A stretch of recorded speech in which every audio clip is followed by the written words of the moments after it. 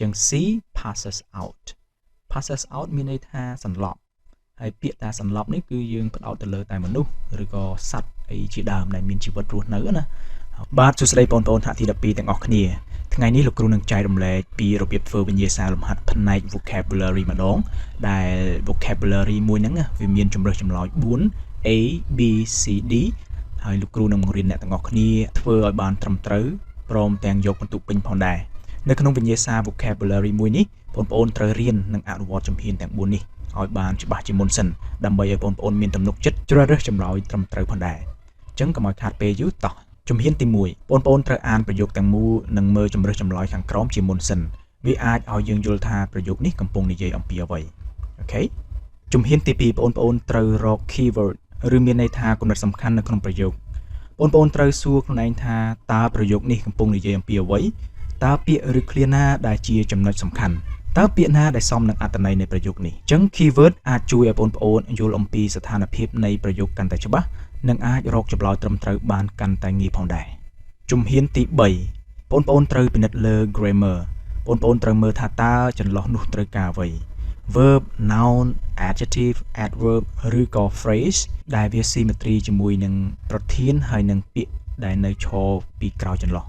ចំណុចដែលត្រូវចងចាំមួយទៀតបន្ទាប់ពីបងប្អូនបានវិភាគឃើញថាពាក្យជំរើសចម្លើយណាមួយខុសពី grammar ហើយមានន័យថាជំរើសចម្លើយហ្នឹង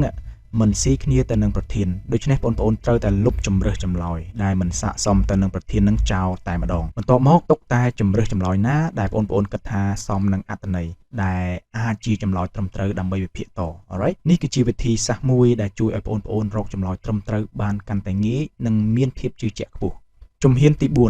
ងប្អូនត្រូវវិភាគទៅលើជំរើសចម្លើយទាំង4ដែលនៅខាងក្រោមប្រធានឲ្យបានលម្អិតយើងអាចព្យាយាមបកប្រែខ្មែរបន្ថែមទៀតគឺកាន់តែល្អអូខេ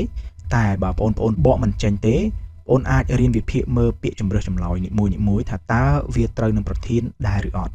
វាស៊ីគ្នាដែរឬអត់ឬវាត្រូវក្បួនវេយ្យាករណ៍ដែរឬអត់ចំណុចនឹងសំខាន់នៅពេលដែលយើងបំពេញចន្លោះម្ដងបន្ទាប់មកយើងអាចសម្រេចចិត្តថាតើពាក្យមួយណាសមនឹងអត្ថន័យនៃប្រយោគចុងក្រោយយើងសម្រេចជ្រើសរើសចម្លើយត្រឹមត្រូវនោះតែម្ដងអញ្ចឹងកុំឲ្យខាតពេលយូរតោះឥឡូវយើងមកមើលសំណួរទី1ជំហានដំបូងបងប្អូនត្រូវតែអានវាសិនណាDid you ចន្លោះ that book from the school library A bag B asked C lend D borrow ជំហានទី2យើងត្រូវតែស្វែងរកពាក្យគន្លឹះរបស់វានៅទីនេះមានពាក្យ from the school library ប្រយោគនេះកំពុងនិយាយអំពីការយកសៀវភៅពីបណ្ណាល័យមែនទេបងប្អូនហើយការយកសៀវភៅពីបណ្ណាល័យហ្នឹងមានន័យថាយើងយកមកប្រើបណ្ដោះអាសន្នហើយយើងនឹងត្រូវយកទៅសងវិញនៅពេលណាមួយមិនខានមែនទេបងប្អូនជំហានទី3យើងត្រូវតែឆែកទៅលើ grammar យើងអាចដឹងថាប្រយោគនេះស្ថិតនៅក្នុង past simple tense ពីព្រោះវាចាប់ផ្ដើមដោយ did មែនទេទាំងអស់គ្នាហើយ did ហ្នឹងវាឈរនៅមុខ subject ដូច្នេះគឺជាល្បះសំណួរ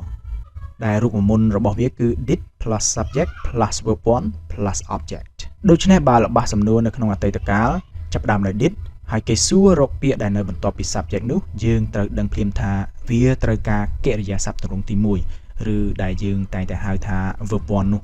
មកបំពេញមែនទេឥឡូវយើងមកវិភាគជំរើសចម្លើយទាំង4 A គេឲ្យ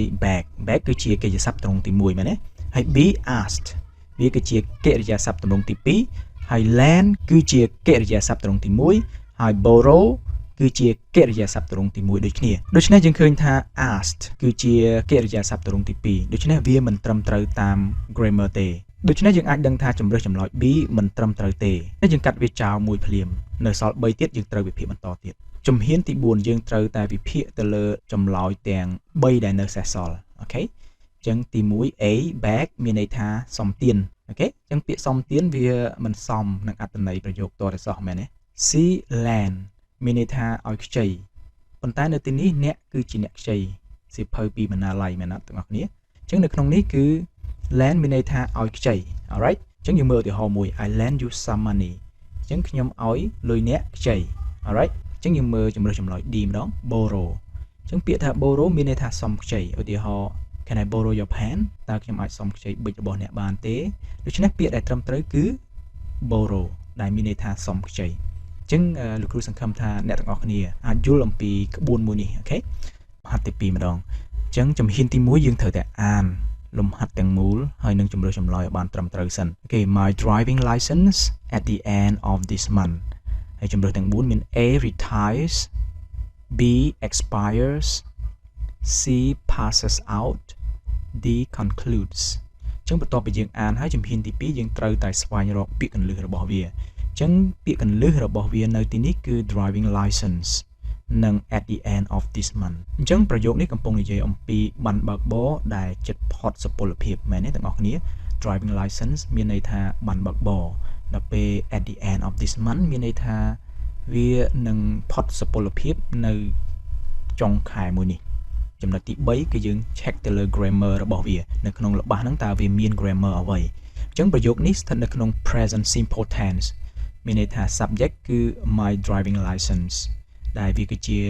ប្រធានឯកវចនៈមានន័យថាវាជា singular subject alright កាលណាកិរិយាសព្ទទាំងឡាយណាដែលប្រើប្រាស់ជាមួយនឹង singular subject កិរិយាសព្ទទាំងអស់នោះត្រូវតែប្រែប្រួលវាអាចថែម s ឬក៏វាអាចថែម es ឬក៏ ies ទៅតាមបរិបទសំណួរដែលគេដាក់ឲ្យអូខេអញ្ចឹងបន្ទាប់ពីយើងបាន check ទៅលើ grammar ហើយយើងដឹងថាវាជាប្រភេទ present simple ជំហានទី4យើងត្រូវតែពិភាក្សាទៅលើចម្លើយទាំង4នឹងថាតើចម្លើយមួយណាវាស័ក្តិសមជាមួយនឹងប្រធានមួយហ្នឹង alright អញ្ចឹង A retires មានន័យថាចូលនិវត្តន៍ហើយវាប្រើសម្រាប់មនុស្សចូលនិវត្តន៍តែប៉ុណ្ណោះ alright B expires មានន័យថាផុតសុពលភាពអញ្ចឹងពាក្យថាផុតសុពលភាពវាអាចផ្ដោតទៅលើរបស់របរអ្វីមួយឬក៏សម្ភារៈអ្វីមួយដែលយើងបានទិញរួចអញ្ចឹង C passes out មានន័យថាសន្លប់ហើយពាក្យថាសន្លប់នេះគឺយើងផ្ដោតទៅលើតែមនុស្សឬក៏សត្វអីជាដើមដែលមានជីវិតរស់នៅណាអូខេ D concludes មានន័យថាបញ្ចប់ហើយពាក្យបញ្ចប់មានន័យថានៅពេលដែលយើងសរសេរអ្វីមួយឬក៏យើងធ្វើអ្វីមួយយើងចង់និយាយនៃបញ្ចប់ណាមួយអញ្ចឹងយើងប្រើពាក្យថា concludes ជាដើមឬក៏យើងចង់ឧទាហរណ៍ថា I would like to conclude this lesson អាហ្នឹងយើងមានន័យថាយើងចង់បញ្ចប់មេរៀនមួយហ្នឹងគឺយើងប្រើពាក្យ conclude ហ្នឹងទៅវាត្រូវប៉ុន្តែបរិបទមួយនេះប្រធានគេនិយាយអំពី driving license ដែលយើងវិភាគទៅលើ keyword របស់វាណាដែល keyword វាបញ្ជាក់ថា driving license អញ្ចឹងមានន័យថានៅក្នុងពន្លឹះចម្លើយទាំង4ហ្នឹងគឺមានតែមួយគត់ដែលជាចម្លើយត្រឹមត្រូវគឺ expires ដែលមានន័យថាផុតសុពលភាពដែលវាគឺជាចម្លើយដែលយើងវិភាគចុងក្រោយថាជាពាក្យដែល symmetry ជាមួយនឹងកាលក៏ដូចជាជាមួយនឹងអត្ថន័យរបស់ប្រធានផងដែរអញ្ចឹងចម្លើយត្រឹមត្រូវបំផុតគឺ expires alright តោះលំហាត់ទី3ដូចគ្នាជំហានទី1គឺយើងត្រូវតែអានប្រធានឲ្យបានច្បាស់សិន I was very for all the advice she gave me A depressed B glad C grateful D pleased អូខេបន្ទាប់ពីយើងអានហើយយើងកុំគិតវែងឆ្ងាយយើងធ្វើតាមទ្រឹស្ដីរបស់យើងណាជំហានទី2យើងស្វែងរកពាក្យកន្លឹះនៅក្នុងប្រធានមួយនេះគឺ for all the advice she gave me ដែលប្រយោគនេះនិយាយអំពីការដឹងគុណចំពោះដំបូន្មានដែលនាងបានផ្ដល់ឲ្យខ្ញុំអញ្ចឹងណាអូខេនៅបន្ទាប់ពីយើងបានស្វែងរកពាក្យកន្លឹះហើយជំហានទី3យើងឆែកទៅលើ grammar នៅទីនេះមានពាក្យ very កាលណាយើងឃើញពាក្យ very ហ្នឹងគឺជា adverb កាលណាយើងឃើញ very បែបហ្នឹងប្រកបដែរពាក្យបន្ទាប់ពីវាគឺជា adjective ដែលយើងតែងតែនិយាយថាម៉េច very good អូខេ very pretty very handsome អញ្ចឹងអាពាក្យទាំងអស់ហ្នឹងហើយគឺជា adjective មែនទេទាំងអស់គ្នាឥឡូវយើងមកមើលជំហានទី4គឺយើងវិភាគទៅលើចម្លើយទាំង4ដែលគេបានផ្ដល់ឲ្យយើងថាតើចម្លើយមួយណាដែលវាស័ក្តិសមជាមួយនឹងចន្លោះមួយហ្នឹងអូខេតោះឥឡូវយើងមើលទាំងអស់គ្នា alright អញ្ចឹង A depressed ដែលវាគឺជាកិរិយាសព្ទហើយមានន័យថាសោកសៅ alright អញ្ចឹងបើយើងយកអាពាក្យសោកសៅហើយវាជាកិរិយាសព្ទហ្នឹងទៅដាក់ជាមួយនឹង very ថាតើត្រូវដែរឬអត់ដូចអ្វីដែលយើងបានវិភាគខាងលើមិញហ្នឹងយើងវិភាគថាលុះត្រាតែមាន adjective ដើរបន្ទាប់វាទើបជាចម្លើយត្រឹមត្រូវមែនទេទាំងអស់គ្នា B glad គឺជា adjective ហើយវាមានន័យថាសប្បាយចិត្តប៉ុន្តែសួរថាវាសមជាមួយនឹងបរិបទប្រធានដែលគេបានផ្ដល់ឲ្យឬអត់ very glad ឥឡូវយើងអានទាំងអស់គ្នាមើលI was very glad for all the advice she gave me អញ្ចឹងវាមានន័យថាម៉េចខ្ញុំពិតជាសប្បាយខ្លាំងណាស់សម្រាប់ការផ្ដល់ដំបូន្មានដែលនាងបានផ្ដល់ឲ្យខ្ញុំទាំងអស់សួរថាវាស័ក្តិសមដែរឬអត់បាទ ឥឡូវយើងបន្តទៀតសិនណាយើងមើលបន្តទៀតសិនយើងវិភាគទៅលើចម្លើយនឹងបន្តទៀតសិន C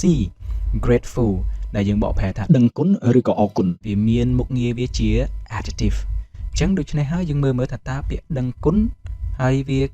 មានថ្នាក់ពាក្យជា adjective ដូចគ្នាហើយថាតើចម្លើយមួយនឹងអាចដាក់នៅក្នុងចន្លោះនោះត្រូវដែរឬអត់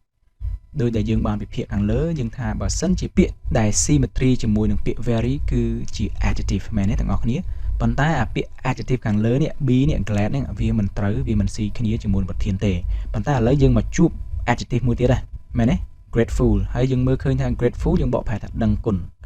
បើវាជាពាក្យដឹងគុណមានន័យថា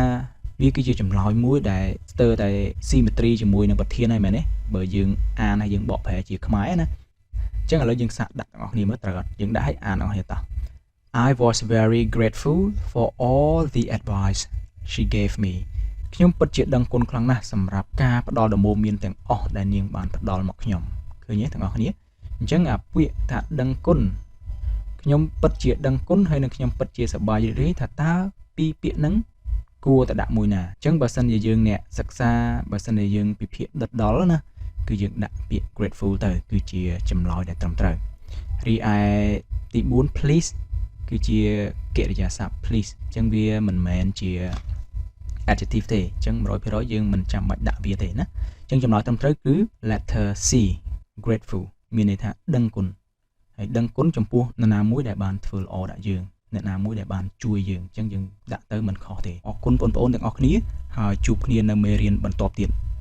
បាទសម្រាប់លំហាត់ទី4ហើយនិងទី5ចូលបងប្អូនទាំងអស់គ្នាព្យាយាមធ្វើដោយខ្លួនឯងហើយព្យាយាមធ្វើតាមរូបមន្តដែលយើងបានរៀនជាមួយគ្នាជាពិសេស step ទាំង4ដែលយើងបានរៀនរួចថ្មីនឹងឯងលោកគ្រូជូនពរយើងជាប់បាននិទេសល្អព្រមទាំងបានបន្ទុកពេញទាំងអស់គ្នាអរគុណ